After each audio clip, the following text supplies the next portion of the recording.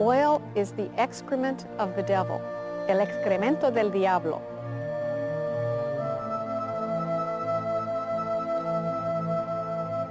Oil is black blood.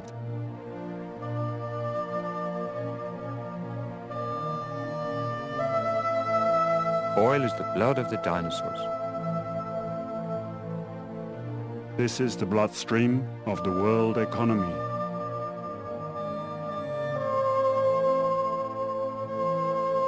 Oil is the blood of the earth.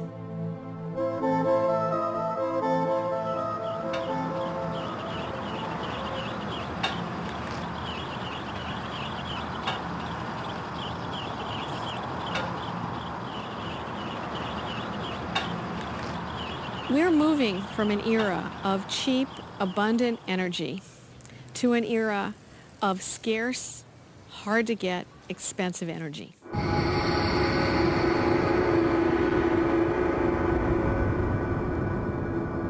At the same time, we are making ourselves dependent on some extremely unstable regimes in some very nasty parts of the world.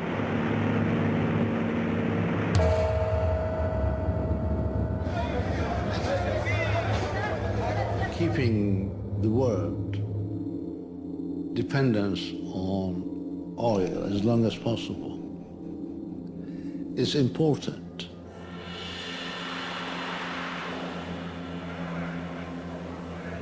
Not 1 in 50, not 1 in 100 of the people in our country have any inkling of the potential problem that we're facing.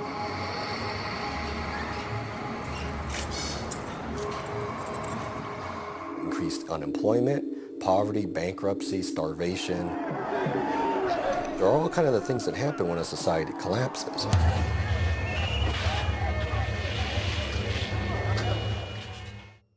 So we enter an entirely new world of quite unbelievable dimensions, and yet it's only a few years away.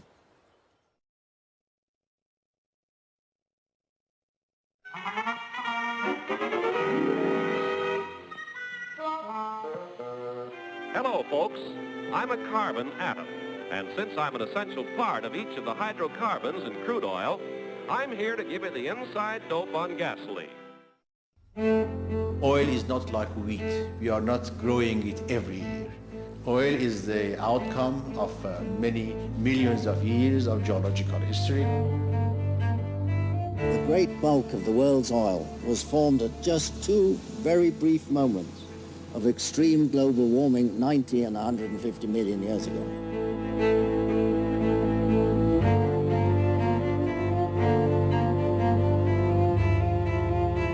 Animals and plants that died in the ocean were compressed by more deposits of sand. And over the years, these deposits squished and compacted more and more. And then over time, they were cooked, which was what we call the kitchen.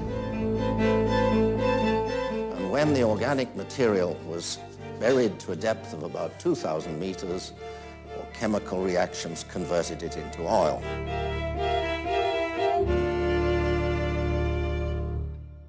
This was formed once, briefly, over geological time. And so we're using this stuff up over 1 or 2 centuries.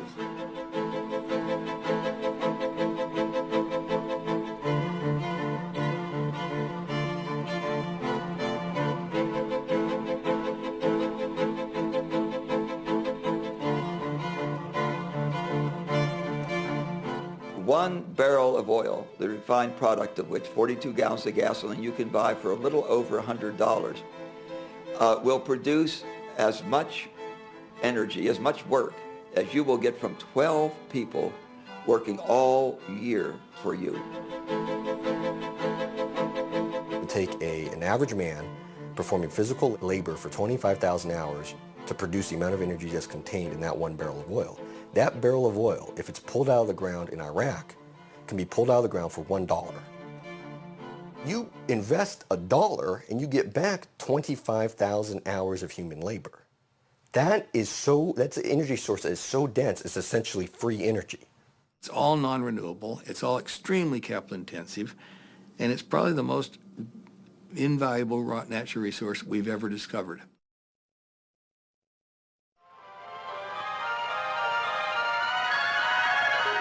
You are about to know the thrill of seeing that which has never been seen before.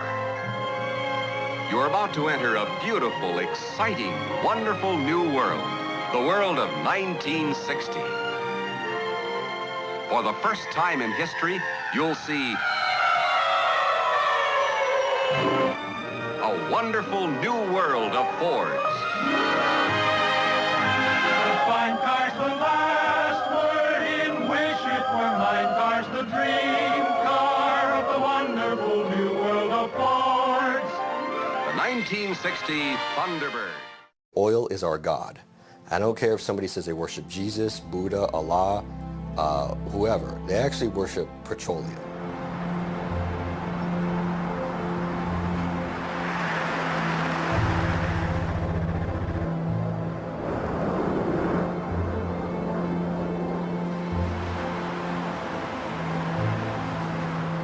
%70 of the barrel of oil is refined into transportation fuels, which include motor gasoline, diesel fuel, jet fuel, railroad fuel, and maritime fuel.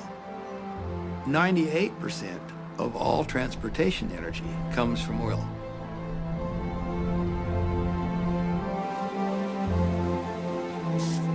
Construction of an average car consumes somewhere between the energy equivalent of 27 and 54 barrels of oil, depending on whose statistics you use. A computer, the construction of the average desktop computer, consumes 10 times this weight in fossil fuels. A microchip consumes 630 times this weight in fossil fuels during its construction. For every calorie that you eat in the United States, and probably a similar number in other industrialized nations, requires 10 calories of hydrocarbon energy.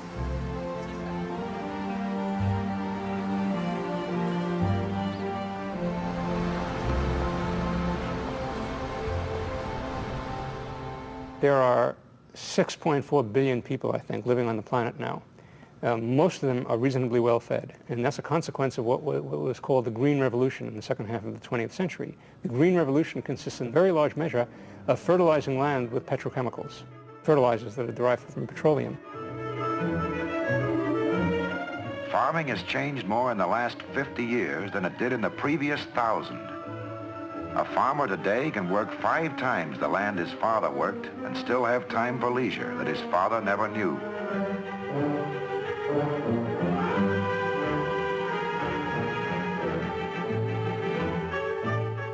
The petroleum that runs these modern hired hands has not confined progress in farming to the fields. Life is easier for the farm wife, too. What it comes down to is that the oil industry has to please Mrs. Martin and millions just like her.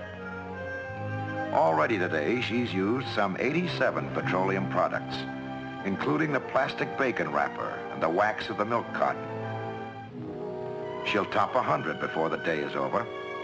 The liquids that come out of oil as it's processed and refined create the building block for all of our petrochemical, chemical, plastics, pharmaceutical, these, zillions of things. Fires, insecticides, cosmetics, weed killers, a whole galaxy of things to make a better life on Earth. And it isn't just oil companies that try to outdo each other, competing for the customer's dollar. The same story is true of almost every successful business enterprise on the whole planet. Well, whether you know it or not, every single preparation on this beautiful lady's dressing table, every single thing she is wearing is influenced by oil. Just for fun, let's take away all these articles dependent upon petroleum. Her hand mirror, cosmetics, perfume, and manicure set made of plastics. Her synthetic silk negligee, her silk under... Oh, science can go no further.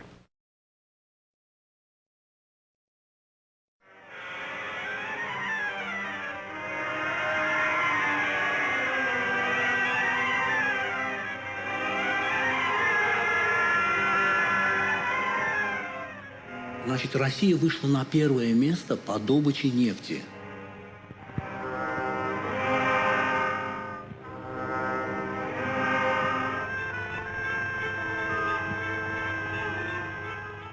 Например, если во всем мире в 1901 году, как раз в этот период, значит, Россия вышла на первое место по добыче нефти. И 95% российской нефти давал Баку.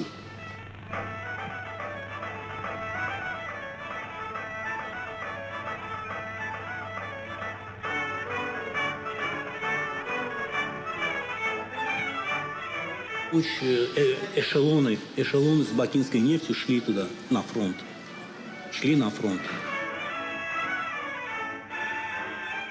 Первоначально здесь добывалась самая максимальная нефть. Здесь было добыто около 5000 тонн нефти.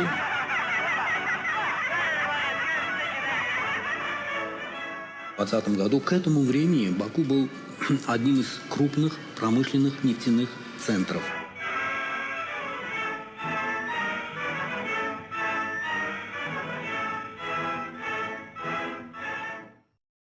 Where is Daddy, Mommy? Well, Jeff, I'll just show you. We're here in the United States, and Daddy is down here in Venezuela.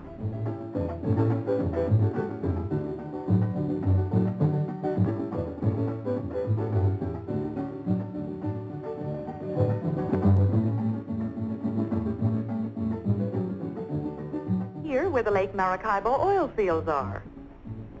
That's where Daddy is working, Jeff. And when he finds a place for us to live, we're going down there too. Venezuela discovered oil at the beginning of the 20th century. The real first discovery was about 1914.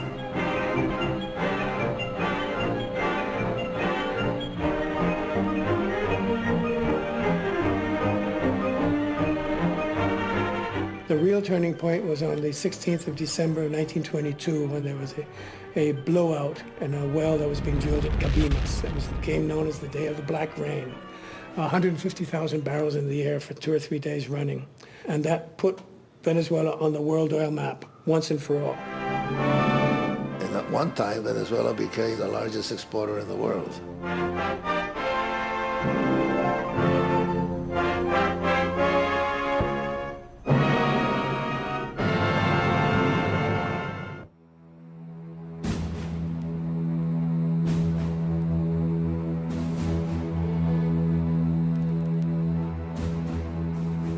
Was the United States, not Saudi Arabia or the Middle East, that was the world's leading producer of oil. And in fact, much of our military and industrial might arose out of our giant oil industry.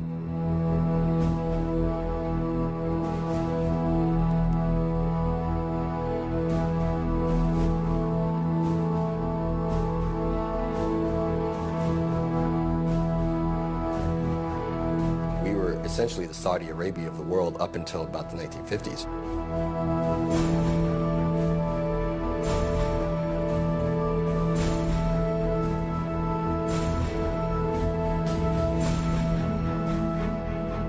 McCamey was a boom town for many, many years.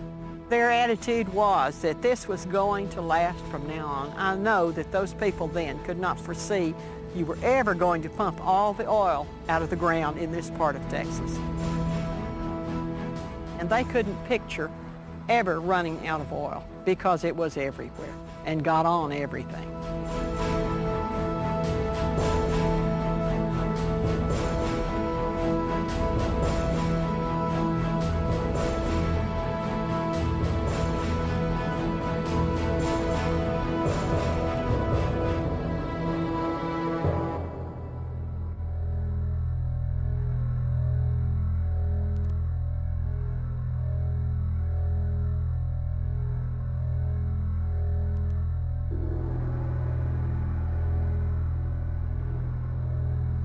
Of course, now we realize that you're going to deplete your supply sooner or later.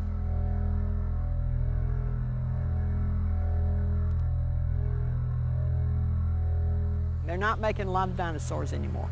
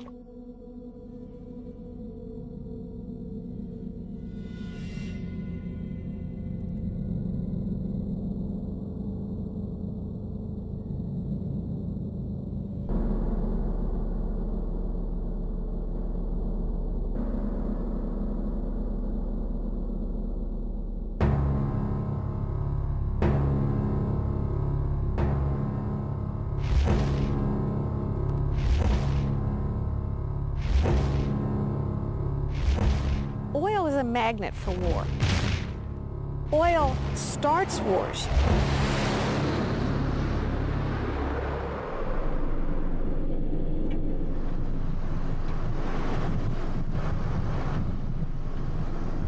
The Sudan, for example, Darfur, what everybody is treating as an ethnic and a religious struggle is in fact in part a struggle about major oil finds located in the south, which means that the government in the north, a different ethnic and religious makeup, is displacing those people and moving them out of the area so that those oil revenues belong to them.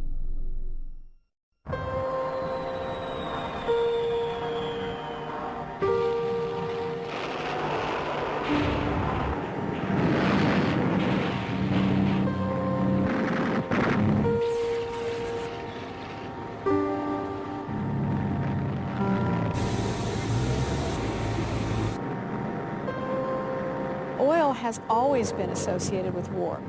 Our very first wars, World War I, World War II, have very important elements of oil in them as a reason for the war, as allowing the war to go on, as a way of securing supply.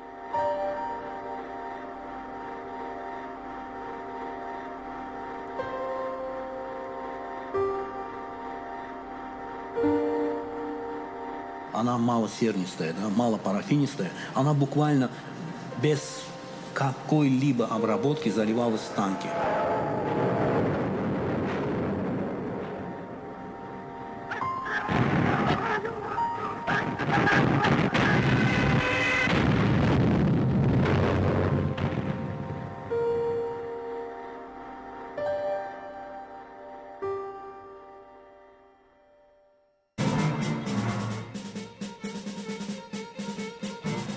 During the 70s, there were the political problems, the war between the Egyptian and the Israelis, in which the oil boycott took place.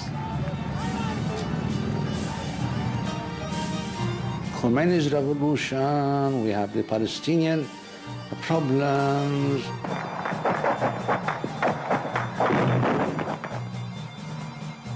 Wars between Iraq and Iran.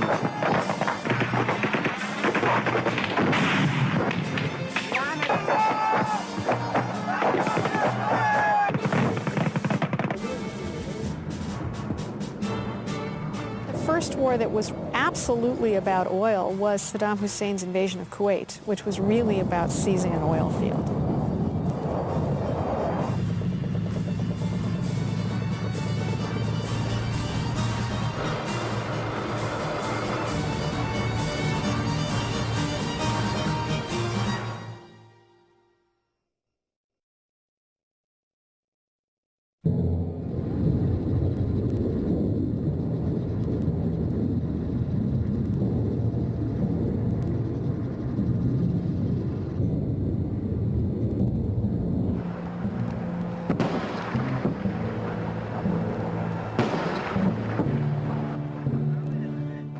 Excellency, ladies and gentlemen, Iraq oil is a giant that has been kept dormant for so many, many years.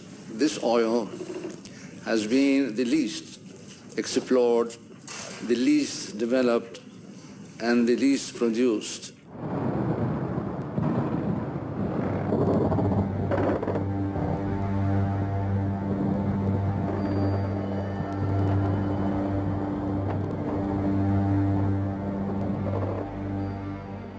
There are lots of people who will tell you that oil had nothing to do with the war if you go to Washington. And we used to call it the O word that nobody would say. But in fact, all evidence points to the fact that the United States, which did not secure areas of weapons of mass destruction, but did in fact secure the oil fields, the United States had plans to bring in U.S. companies in Iraq where they have previously not been allowed to operate, that there were maps of the oil fields involved in the planning of the war, that in 1998, long before the war, people were arguing for this as a way of securing energy supplies in the United States. I can't get inside their heads to know all of the rationale for going to war in Iraq, but there are many people who believe at least a part of the reasons for being there is the geopolitical position of Iraq and the fact that it sits right in the middle of the world's oil patch.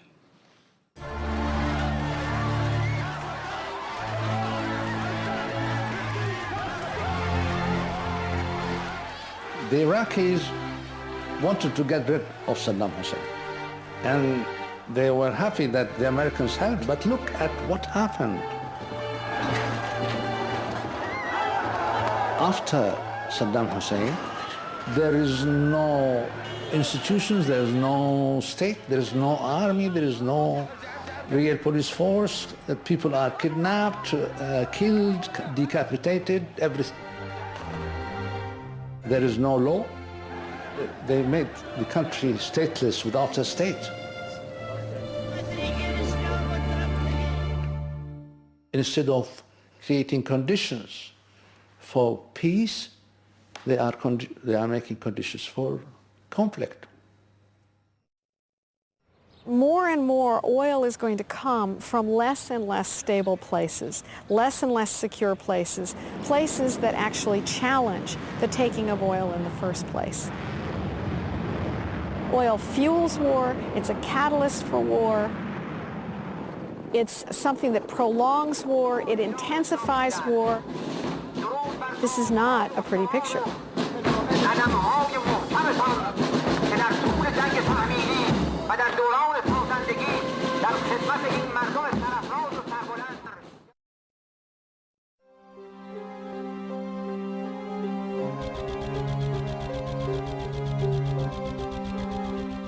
I suppose that the classification of reserves depends on the motivations of the person that's classifying them.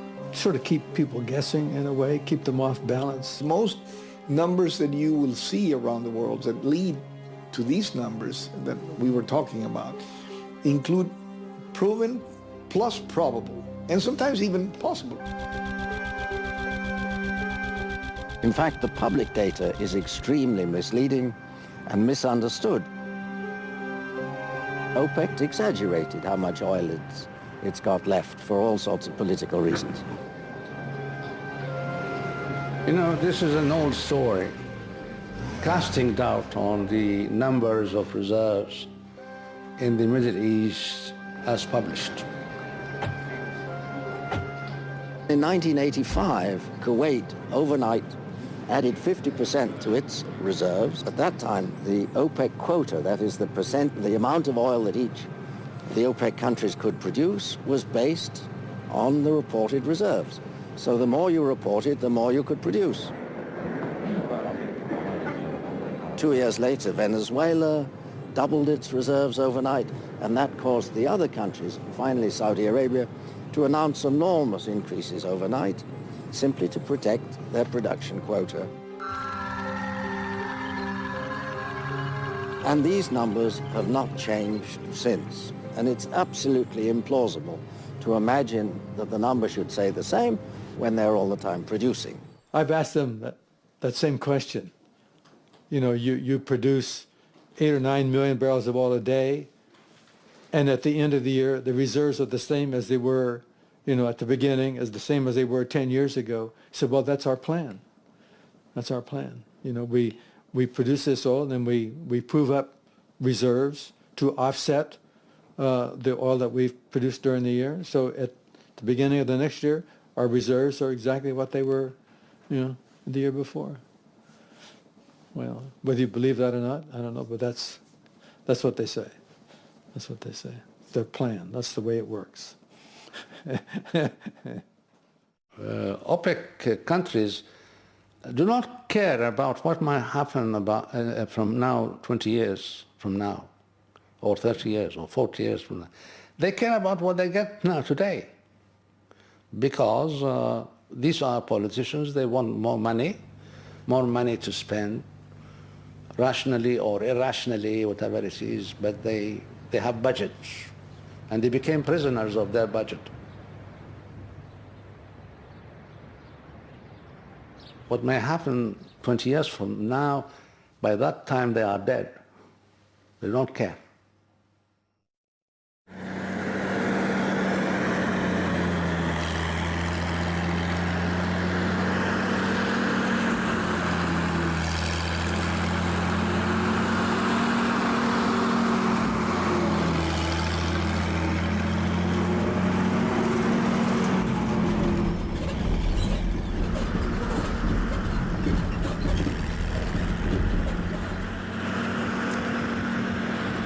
I'm afraid that we're going to run out of oil and gas a lot sooner than lots of people think.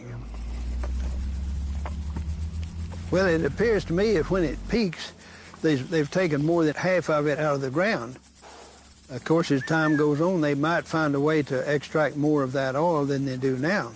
They can extract it over a period of time, but it's not necessarily economically feasible. Well, it might be at $50 a barrel or more, but we're going to come to a time when we don't have oil. Well, this is one of the, the obsession of many oil people, and they say, well, we will reach a point in which oil production will not increase anymore, and will be, they call it peaking out. And then it will decrease slowly. We are here, we are near, we are not, nobody knows. They try to take the example of the oil production in the United States. The real saga of petroleum continues at a greater pace than ever. Down in Peru, in California, Texas, Oklahoma, Pennsylvania, millions of workers, engineers, geologists find new reserves, build new rigs, sink new shafts. The United States has been the largest oil producer on Earth for almost 100 years, and nobody thought we'd ever peak. The pump does not know when midnight comes. Days are the same to it. Each day, every day, it brings us another 24 hours of progress. Building our nation, guarding its security, assuring the future of America. And many, if not all, oil geologists thought that that would go on forever. Throughout this half-century, Dr. Hubbard has been a continuous student of energy resources and their implications in human affairs. As long as 20 years ago, Dr. Hubbard was pointing out to his colleagues in the petroleum industry that the United States would probably reach its peak of petroleum production within 10 to 15 years. He was virtually laughed out of his profession for making such a ridiculous prediction. The optimists back then were saying, this is crazy. We're finding 6 barrels of oil for every barrel that we consume. We're never going to run out or peak or anything like that. He realized that oil discovery had peaked in the 1930s and was declining. And he could extrapolate that to figure out how much oil there would be altogether. The amount that you discover initially starts out rising very rapidly, but after a while it slows down because there's less of it to discover, and eventually it will turn over and come back down again like that. Now the rate of production of oil, of extraction or use of oil, will be a second bell-shaped curve, and it comes necessarily later than this because you have to discover it before you can produce it. So there'll be a second curve like this for production.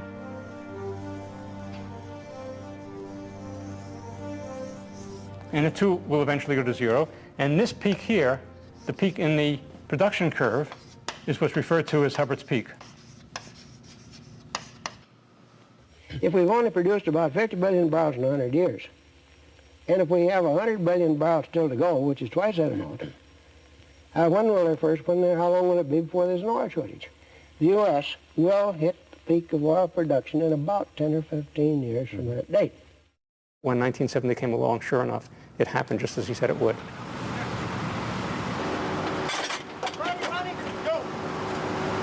It turns out that in December 1970, the U.S. peaked at 10.2 million barrels a day, and then oil prices went through the roof. We went on a drilling boom of epic proportion.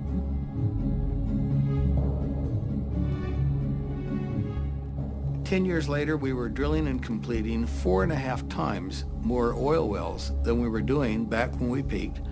And our domestic oil production from the lower 48 and the shallow waters of the Intercontinental Shelf had already declined from 10.2 million barrels a day to 6.9 million barrels a day. Doesn't sound terribly illogical. If we've been living on more oil consumed every year than we found for 30 years, I guess it's inevitable that sooner or later we were going to reach that.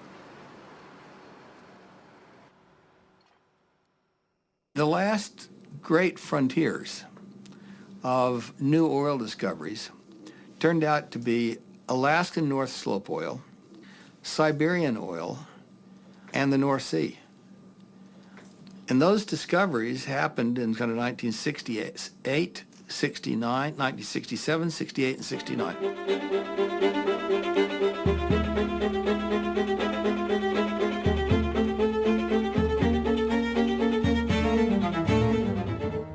Finding oil in the North Sea was a big surprise. No one could reasonably have expected that. Our famous Lady Thatcher came to power. She said, we want initiative and enterprise and enthusiasm and competition and all these things. And sure enough, everybody went to produce oil as fast as they knew how. But there's a strange irony relating to this subject, that the better you do the job of exploiting oil and gas, the sooner it is gone.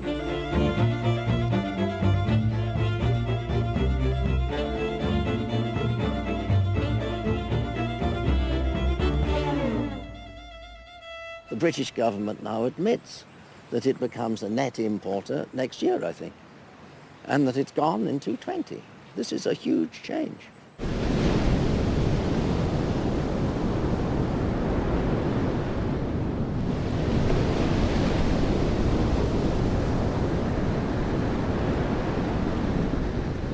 So to imagine that there's anywhere mist as big as the North Sea is just implausible.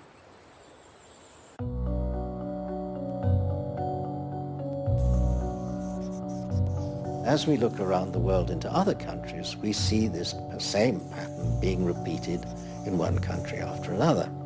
Today, there's about 58 countries that are physically producing less today than they have in the past.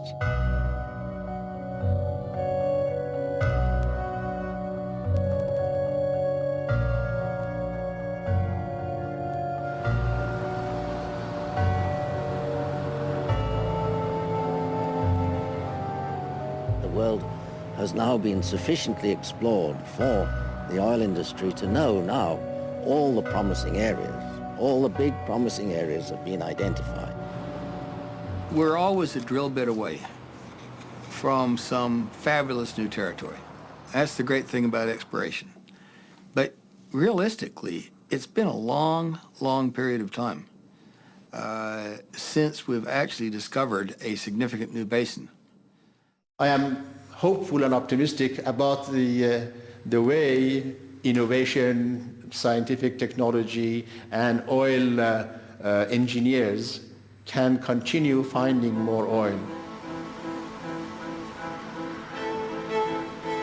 I love hearing all these economists say, well, technology and ingenuity will bring out all these changes. And I say, give me a break. I do know oilfield technology backwards and forwards, and the blackboard is dry. And it took 30 to 35 years to develop all of these great tools. We already have fantastic technology to find oil. We have seismic surveys which are of unbelievable resolution. You can see the smallest formations in the Earth's crust. We have very advanced engineering to produce oil. And all of these great tools that ended up being great enhanced production techniques were basically super straws, just sucking the last easy oil out of the ground at faster rates, and to no extent significantly increasing the amount of oil that was going to be produced from a significant oil field. That was all myth.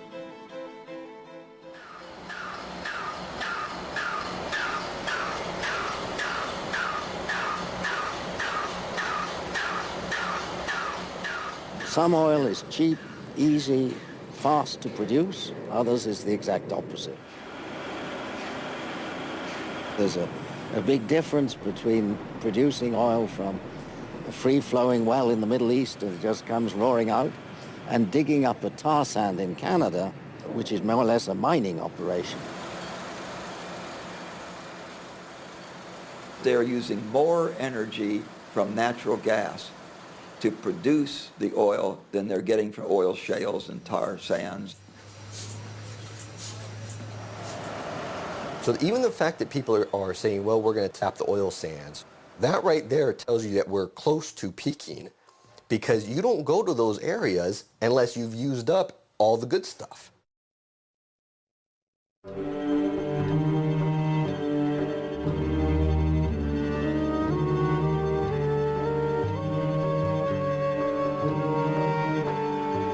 2/3 of the oil reserves are in the Middle East, which means basically the Persian Gulf. And that's 10 times as much as any other source.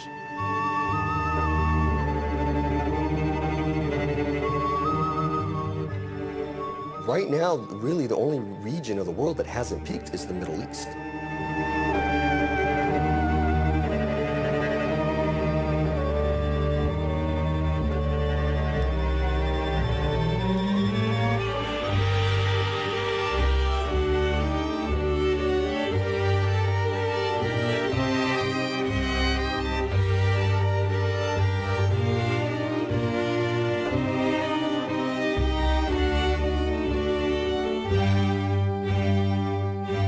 Most of the serious projections for 2030 envision the Middle East producing 51 million barrels a day. We know that Iran peaked at 6 million barrels a day back in 1978, struggles to stay between 3 and 3.5 million barrels a day. Kuwait struggles to keep their 2.5 million barrels a day intact. Maybe we can add 500,000 barrels a day. Maybe the UAE can add 500,000 barrels a day. So to get there, you would have to have Saudi Arabia be producing between 20 and 25 million or even 30 million barrels a day. Those days are long gone. You know, up to 15 million barrels a day is now their sort of new magic number for 50, 75, even 100 years. There are other powerful voices within Saudi Arabia that are clearly sending the message out. 12 million barrels a day, yeah, that's probably okay, but we really shouldn't even think about producing any more than that, ever. They had an intense exploration effort for the last 35 years, and with the exception of one field, the Hatta field, that's the only significant exploration success they had from 1967 through 2005. If Saudi Arabia has now exceeded their sustainable peak supply, then I would argue with some clarity that the world has now exceeded sustainable peak supply.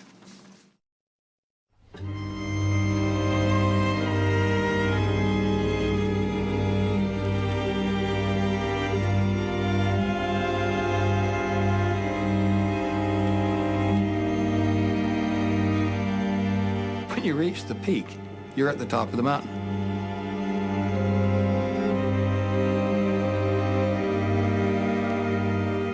Sometimes down the other side is very, very gradual slide, and other times down the other side is fairly stiff.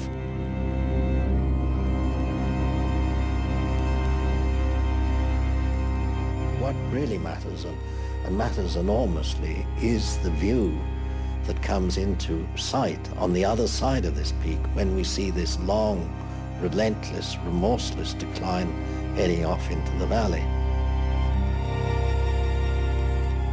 The point is that the whole world has got used to this growing side of the mountain range, has to face the opposite side.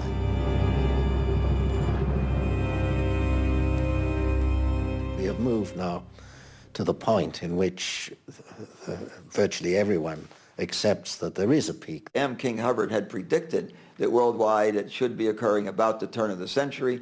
That slipped a little because of the Arab oil embargo and the oil price spike hikes and the worldwide recession that reduced the demand for oil quite significantly. And it's now pushed peak oil off till many people believe about now. We are coming to the end of the first half of the age of oil. During this 150 years, we have seen the growth of everything, of industry, transport, trade, agriculture. We've seen an explosion of the number of people. All of this was made possible by the cheap, abundant supply of oil-based energy.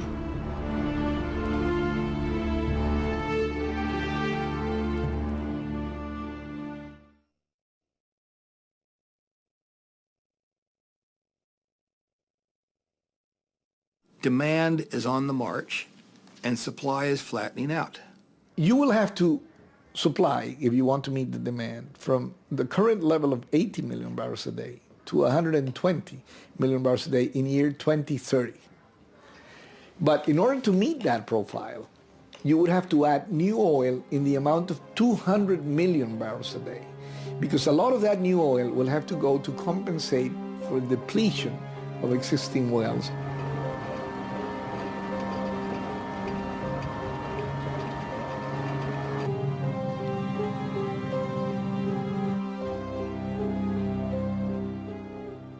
In the early 70s, over half the globe essentially didn't use any oil.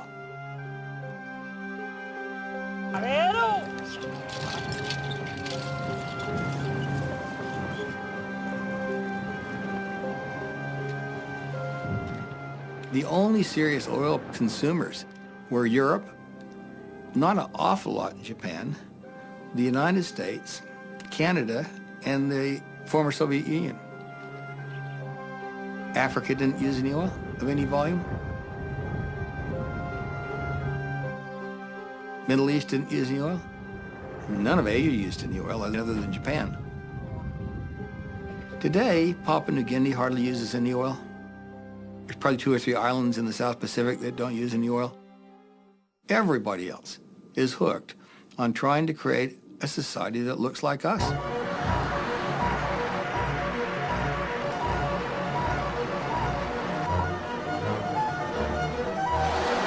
The demand for energy is rising faster than was predicted even 5 years ago. So people all around the world can see the way the developed countries of the world live and how good a life the people have in those areas.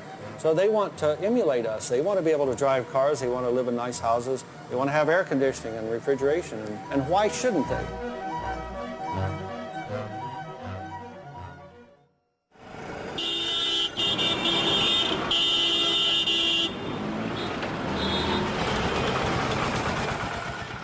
Demand for energy will only increase as India's standard of living rises, its economy becomes even more diverse and dynamic, and it continues to narrow the gap with more developed nations.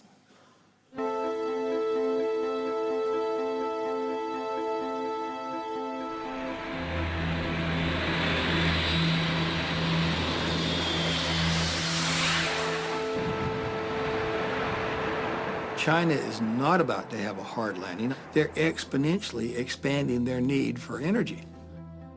And they're just getting started.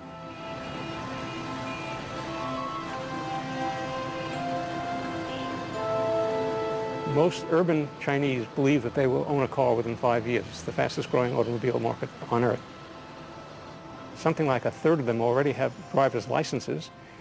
And so the demand for oil and for gasoline in China is really going to take off.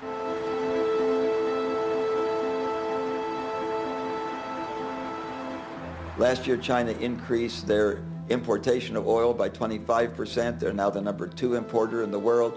They increased their use of oil. I read a figure, 14.7%. I don't know how you get that precise. But that's very consistent with an economy that's growing at 10% a year. And by the way, a 10% growth rate doubles in 7 years, 4 times bigger in 14 years, and they're requiring more and more energy. China and India are kind of getting to the party when the glass is literally half empty at this point. So they're going to have to fight with the rest of us to get what's left.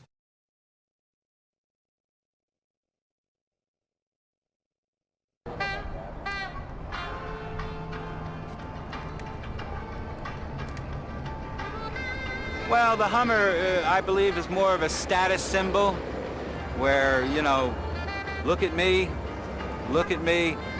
I can afford a Hummer, I'm driving the best. It's going to get somewhere around 10 miles per gallon constant on the road. That's either highway or city driving. 6.0 liter, 325 horsepower with 380 foot-pounds of torque.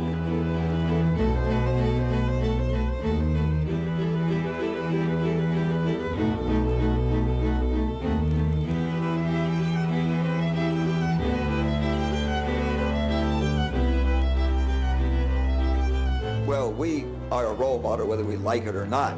We use 25% of the world's oil.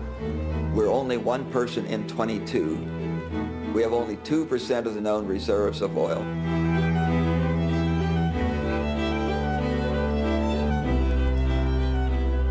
We are profligate users of energy, but we will go on doing that so long as we're rich and the energy is cheap.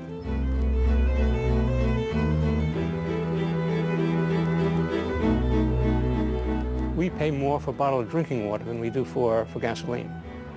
Gasoline is just about the cheapest liquid you can buy in the United States, and as long as that's true, Americans are not going to be concerned. For service that is tops and gas that's extra fine, there's a smile for every mile at the SO sign. E-S-S-O makes your car go. Happy motoring. In America, we right now think that people are having their eyes gouged out, paying $3.20 for a gallon of gasoline. That's 20 cents a cup. And 20 cents a cup sounds pretty trivial, but if you have a passenger car, average American passenger car, you can get 1 to 6 people in it, throw a bunch of stuff in the luggage, in the trunk, go 1.5 miles in 20 minutes for 20 cents. Now, if you don't have gasoline and you try to bargain with a guy with a horse-drawn cart or someone coming by with a bicycle, or maybe you're lucky enough to have a rickshaw, said, excuse me, would any of you like to take me 1.5 miles, me and my friends, 1.5 miles for 20 cents? Those people would laugh at you. So I would think that we would need to get oil prices up to, $5 a cup, some number that starts to equate with what we actually spend readily on a lot of things that aren't nearly as valuable and also aren't non-renewable.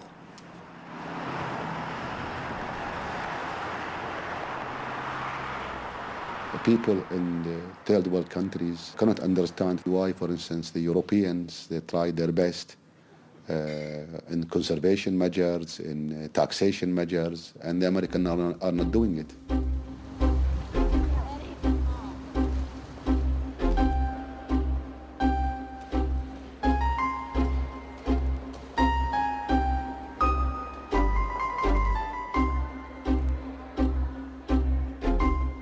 Not 1 in 50, not 1 in 100 of the people in our country have any inkling of the potential problem that we're facing. If we wait until peak oil to start making the transition, there will be very serious economic consequences. If we anticipate it by 10 years, there will be meaningful economic consequences. To have no economic consequences, you need to anticipate it by 20 years. I'm almost dead certain we don't have 20 years. I don't think we have 10 years. I think we're pretty much there. Thank you all for coming. Please be seated. Lay the facts out for everybody to see. I don't think the people in positions to tell the public about it from an official standpoint have been totally honest with us about the problem. The person who will win an election is somebody who can most persuasively lie to the population, which is tell them what they want to hear, which is that the future is going to be great, just follow me. If our energy resources are properly developed, they can fulfill our energy requirement for centuries to come. What is needed now is decisive and responsible action to increase our energy supplies, action which takes into account the needs of our economy, of our environment, and of our national security. In ancient Greece, the person who brought bad news was executed, and politicians who bring bad news frequently are not reelected. Our political system is just controlled by major corporations. The steps we need to take to reasonably address this in some type of rational way require a downscaling. So if you're the CEO of a big company, are you going to contribute money to the politician who says, hey, I want to slow down the economy, I want to sell fewer cars, because we want people to drive less, and that'll cause, their cars won't need to be maintained as much. That will shrink the automotive manufacturing sector, which will shrink the entire economy. Nobody's going to vote for that. I don't even know if I'd vote for that. More than any other country in the world, America is a nation on wheels.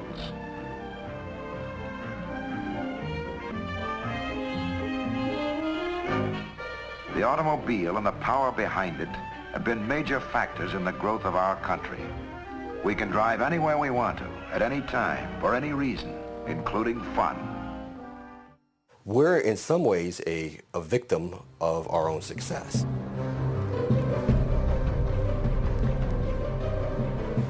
Suburbia is in a lot of trouble because the whole model of suburbia is you commute 30, 40, 50 miles to your job and back.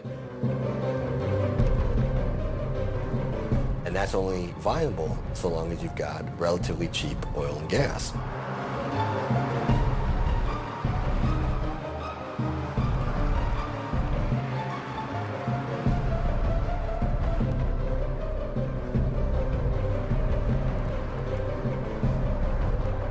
It's not just that the country is spread out. We've evolved our cities for the use of cars. The cities would have to be rebuilt from scratch practically to have more efficient, usable public transportation. This is quite different from the cities in Europe, which were already basically in place before the car was invented.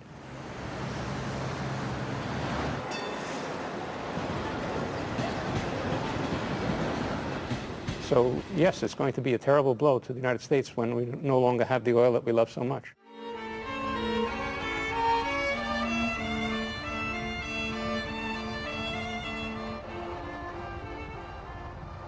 Well, we have waited so long, and the three things that we need are now in very short supply. One of them is money, and in our country we don't worry about money. We just borrow it from our kids and our grandkids and accumulating a debt.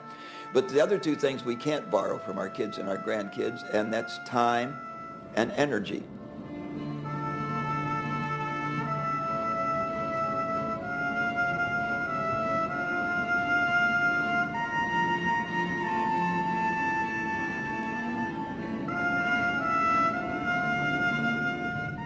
In order to make energy available to invest and buy time, we have to have a very vigorous conservation program.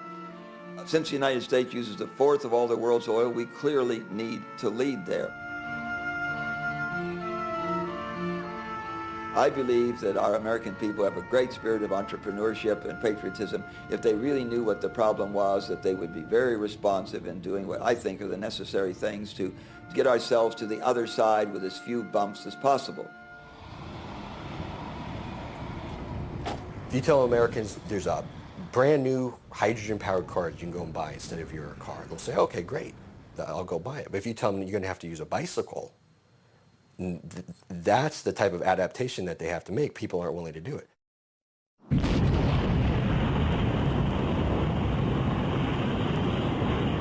Sunday, July 20th, 1969.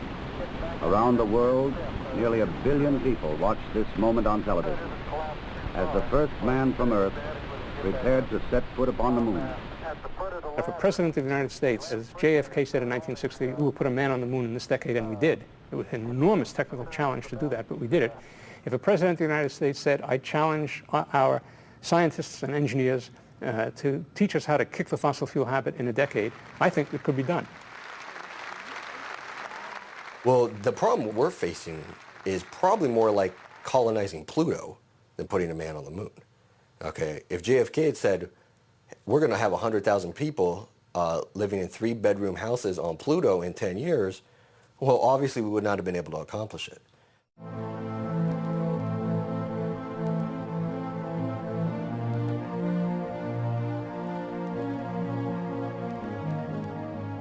In the last 40 years, the Bush administration is the administration that has the closest connections with oil companies themselves.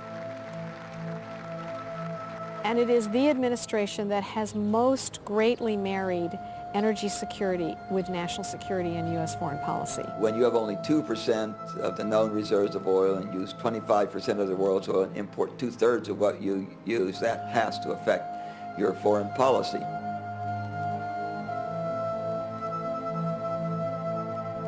They believe that the way to secure oil supplies that would in fact get the support of the American people and create a more stable world is to democratize the Middle East. They believe that this issue of promoting democracy to the Middle East is a way of actually securing oil supplies. East and West are united in pioneering a new frontier of progress. serving the interest of the Saudi Arabs, serving the interest of the United States, and demonstrating the vitality of the American system of free enterprise. A system which, from this new frontier, is pumping into the trade of the world oil, one of the materials that is making a truly great contribution to our modern civilization.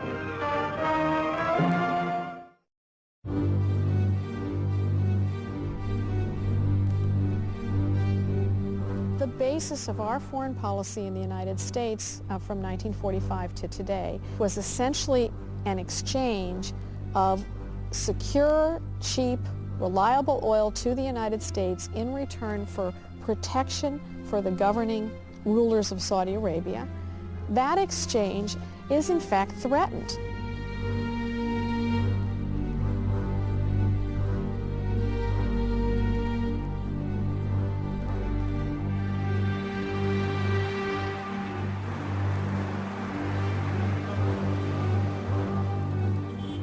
Ten, 15 years ago, the per capita income in the country was about $28,000.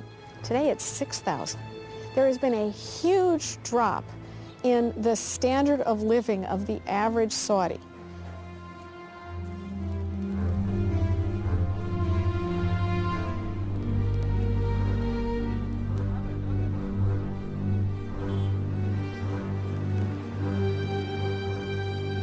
Saudi Arabia's got a very young population, a lot of people coming onto the labour market, not the jobs for them, and in a sense they don't feel that they're stakeholders in the society. They feel alienated. There are lots of tensions between the oligarchy, which rules the country, and the population, which inhabits the country. And many people think within the fundamentalist movement that the regime, the government of Saudi Arabia, is totally corrupt, that it is basically selling the oil to the West, and the West is arming the regime, and the regime uses the guns against its own population. The fundamentalist movement is strong and it's dangerous.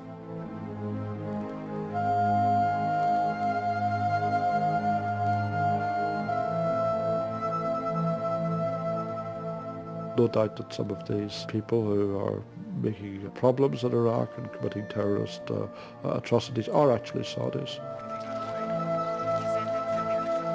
This is a formula for real conflict. This is a formula for a country that is on the way to some very, very dangerous outcomes. The stability of Saudi Arabia over the long run is in fact questionable.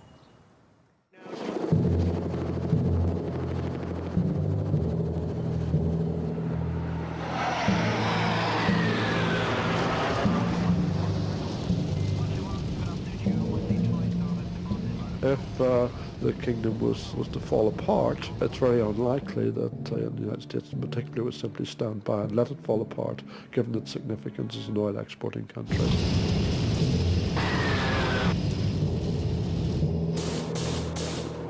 We would see certainly U.S. intervention, despite all the lessons and the problems that have been associated with Iraq. One thing that many people, me included, fear is that when this happens, we will simply go and take by force of arms the oil that we need. And that will make us into a very different country and the world into a very different world. We're looking at essentially a generation-long, multi-generational resource wars. Ultimately, there really are only two options. One is to militarize the taking of oil, which means to get your population to understand that if they want to continue to drive SUVs and have the cars and consume energy in the way they are, that they will be in war after war. The other position is to begin to prepare for what we all see coming, which is an end to the era of cheap oil, and to invest in alternative technologies for energy that are cleaner, safer, and have less detrimental effects on the political and social makeup of oil exporting countries themselves.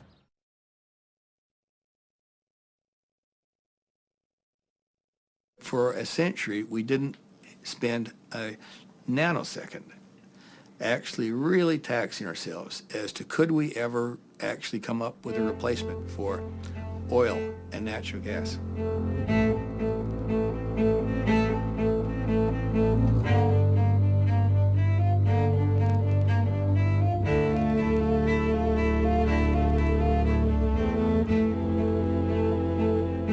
İnanırıq ki, bəşəriyyət insan zəkası o qədər böyükdür ki və tükənməzdir ki, o insan zəkası o qədər inkişaf edəcək ki, o neftin mütləq nəsə bir alternativ bir şey tapılacaq da, ne diyeyim sizə, yanacaq mənbəyi deyimi, ya qida mənbəyi kimi tapılacaq və mən buna arxayınam.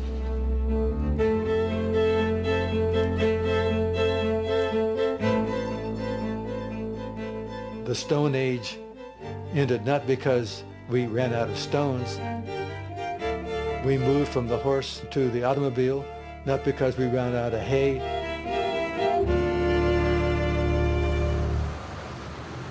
I don't dismiss the ingenuity of man. The step that we're embarking on today is the hybrid electric automobile, which has both an internal combustion engine and an electric motor. I drive a Prius car. It gets 45 miles per gallon. If gas were $10 a gallon, I can still fill the tank and go 500 miles on it, and that's not too bad.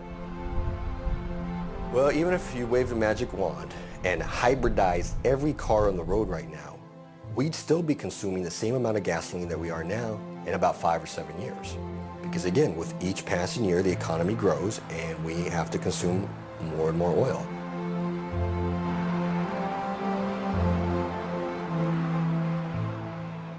We have very big challenges to face in this century. This is a planet that has 6 billion people on it now, perhaps 9 billion people by the end of the century. The problem is enormous. 14 terawatts of energy we need by 2050. We need a new source of that much energy. That's equivalent to 220 million barrels of oil per day.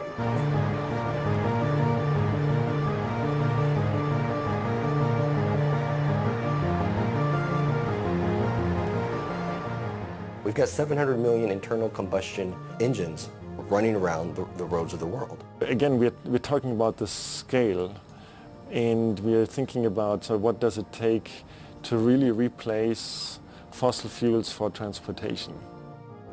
The big one, of course, which is hydrogen, that's the one that's going to do the trick and replace oil eventually. Well, the hydrogen economy is conceptually a good idea. If you look in reality, it has major challenges. The problem also for industry is sort of a chicken and egg thing. Industry is reluctant to really invest heavily into fuel cell technology because there's no hydrogen infrastructure to deliver and produce cheaply hydrogen. On the other hand, this infrastructure is not in place because there is no demand for hydrogen. So how do you get this started? And both, again, need substantial breakthroughs in technology. Fuel cell technology, hydrogen production technology, transportation of hydrogen and storage of hydrogen are fundamentally unresolved issues. The economics right now are that we use the equivalent of 3 to 6 gallons of gasoline to make enough hydrogen to drive a car the same distance that 1 gallon of gasoline would drive it.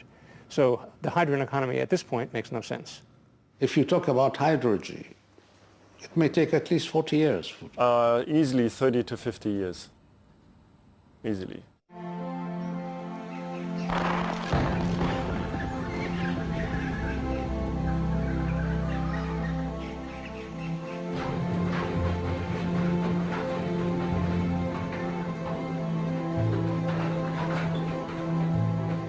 The principal drawback to biomass is that it's generally pretty inefficient.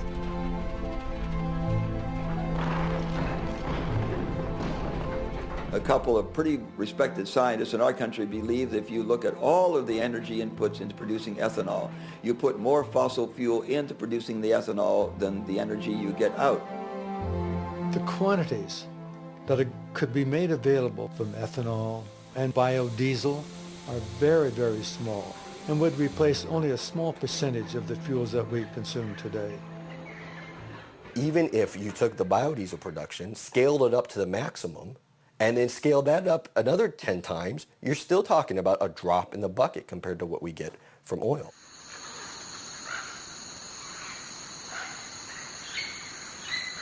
How much of our food acreage are we going to convert to growing fuel? How much world hunger can we stand if that's the fuel of choice?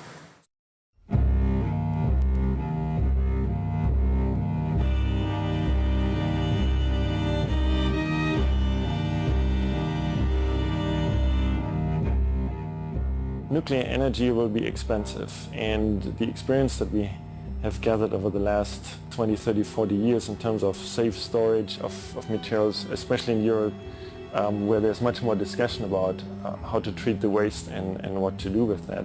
This needs to be rethought. People are nervous about the risk of an explosion or a nuclear event of some sort, and then there's a danger of terrorist activity. If you wanted to build enough to replace all the fossil fuel that we burn worldwide today, which is 10 terawatts, you would have to build 10,000 of the biggest possible nuclear plants. And if you did that and burn U-235 in them, the worldwide reserves of uranium would be exhausted in somewhere between 1 and 2 decades. So it would be a bridge at best.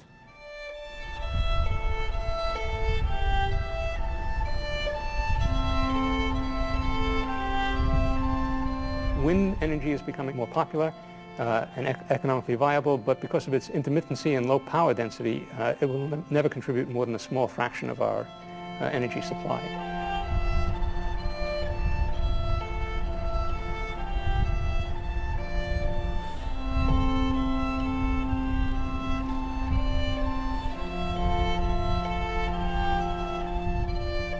When you talk about wind or solar energy, whatever, these are very small. Can we? Oh yeah, I see it starting. Can we turn that on a little bit more? Oh yeah. Okay. So here, this is actually an artificial light.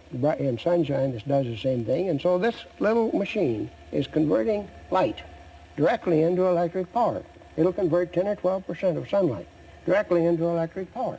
And we do have the technology to know how to do We have the technology right now. We know how to do it. Yes, we don't build these big power plants tomorrow morning, but we know how. It takes a lot of development of equipment and so on. But we know how to do it now.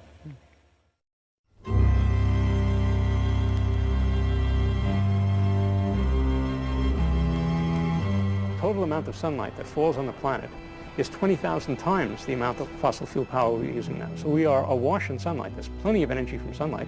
We just haven't begun to learn how to use it properly. The real barrier to implementing solar electricity now is its cost.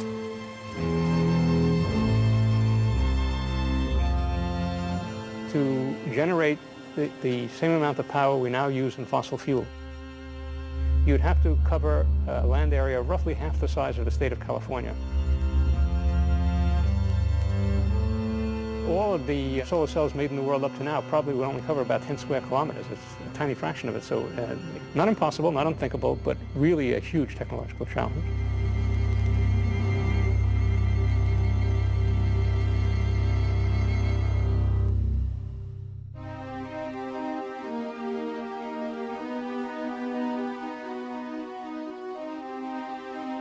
We've got to look at all of these sources of energy, and if you add them all together, you must be very optimistic about each of these sources to believe that we can produce anything like the quantity and quality of energy that we're getting from fossil fuels. Worldwide demand now is somewhere between 25 and 30 billion barrels a year, and it's increasing at an alarming rate. And that's really where the problem is. The demand is so huge, there is nothing that we can imagine to replace oil in those quantities.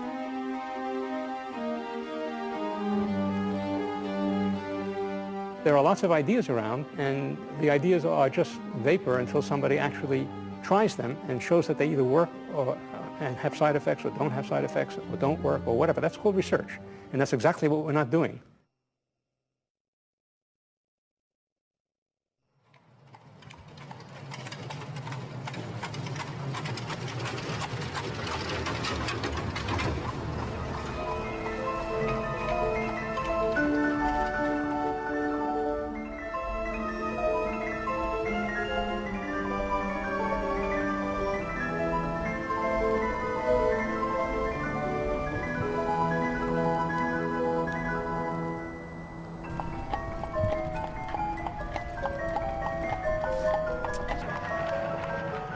you can't undo where you are. So evolution is always forwards. We're never going backwards. So we will never be back to the farm, and because the evolution just went in a different way. So we basically just have to adapt to the new conditions.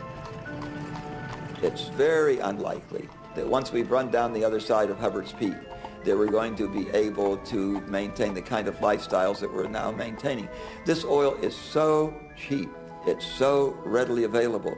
There was just such an enormous temptation to exploit this and to set up a quality of lifestyle that it will be impossible to maintain.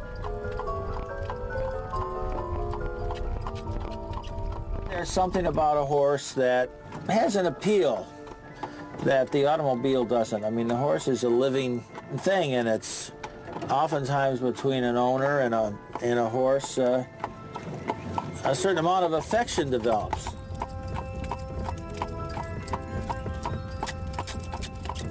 We're going about 9 miles an hour right now. Come on.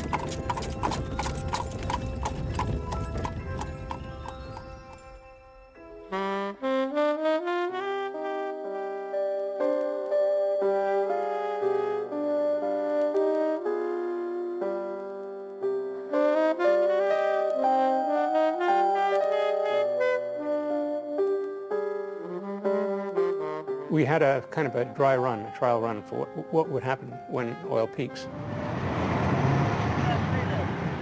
No gas. No gas today? No. With a temporary peak in 1973, Middle Eastern OPEC countries were angry about the 1973 war in Israel, and they embargoed the oil. And we immediately had panic for the future of our way of life and mile-long lines at gas stations.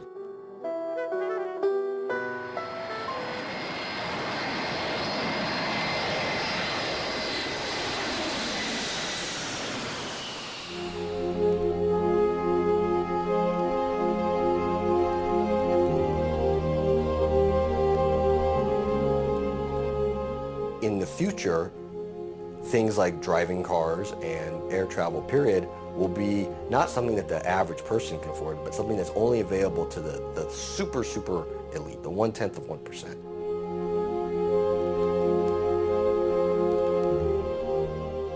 A graduate student came to see me and he said, "Tell me, will my grandchildren ever ride in an airplane?"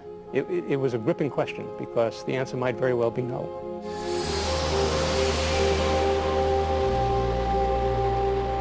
I would say air travel will substantially stop.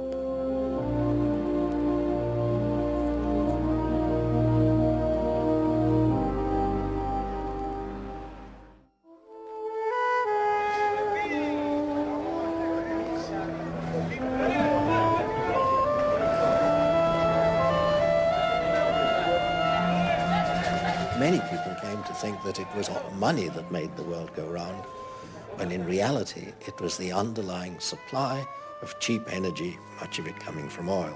You end up with asking, what is more real? Is it the financial market or is it the oil supply in the ground? And everybody will come to the conclusion what is more real is the oil supply in the ground. The financial system is a system full of petrodollars, and if you take them out, it's bound to shrink.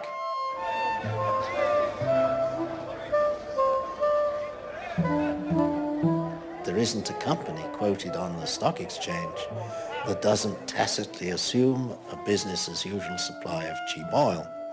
Well, that isn't there anymore. That means that virtually every company is overvalued on the stock exchange. And as the financial community recognizes this, well, that might trigger some kind of overreaction and stock market collapse. I think it's very likely. I wouldn't be surprised personally if it doesn't trigger another Great Depression comparable to the one of the 1930s, if not worse, because this one is imposed by nature rather than being a speculative bubble. I've taken this time span here from 5,000 years ago to the present to 5,000 years in the future. Now, what we call recorded history began about 5,000 years ago. So what this shows is that this Washington Monument-like spike here is the episode of the fossil fuels, coal, oil, and natural gas, and every other kind of fossil fuel in human history. It's the most disturbing thing that's ever happened to the human species. It's responsible for our technological society And in terms of human history, it's a very brief epoch.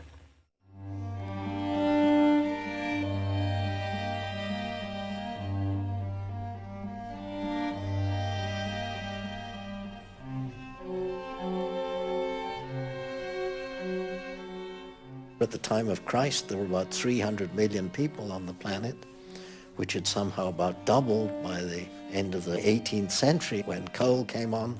Then came good old oil, and suddenly the population went up 6 times.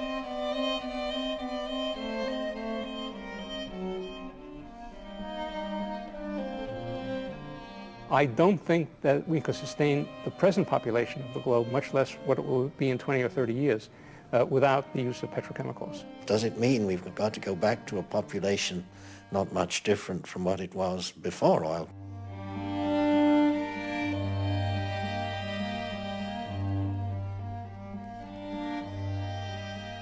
In the absence of fossil fuels, how many people can the world support? Many people believe maybe 1.5 billion, 2 billion people.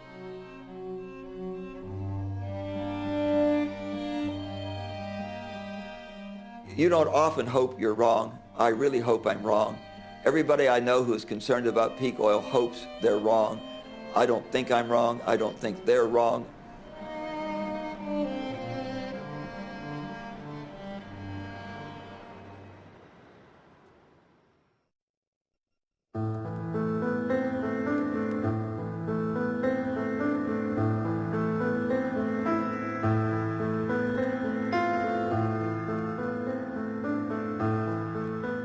We're facing some sort of unprecedented, unparalleled situation, and that explains why it is so difficult for one to really accept it. One thinks there's got to be a solution. It's somehow contrary to our mindset to think about these things. We just don't like to do it. We've got used to the filling station has been there for as long as we can remember, and normal people say, well, it's going to be there into the future. It's very hard, and it's doubly hard because it really has never happened before. It's a strange issue of mindset and attitude and experience and behavior that somehow leaves us so unprepared for this situation. We identify a species called hydrocarbon man who lives on the strength of all of this oil. Well, his days are definitely numbered. Whether mankind or Homo sapiens as a species altogether will carry on living some different, simple way, that's another question.